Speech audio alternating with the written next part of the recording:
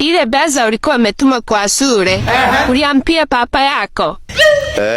Ulimwambia pesa ngapi? 500. Abana. Mwambie 1,000. Unipatie hiyo 500, niko na deni ya Eleni. Eleni ameanza kunisumbua na 500 yake, na nikiomba papa yako anipatie. Mzikia? Mwambie ni ilikuwa 1,000. Ulisikia wapi? Ama waja nitaongea na yeye. Papa Charity. Charity alikuwa ameduma shule 1,000. Sijui ilikuwa ya mtihani. Ilikuwa ya mtihani, si ndio Charity? Hapana, jaribu. Sijui utanipatia niende nimlipie. Ulisikia wapi? Si nimetoka saa hii shuleni kulipa. Umesaliba.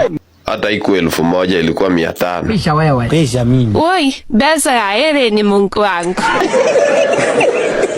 Lakini kuna singine alikuwa amedumu. Si ndio Charity?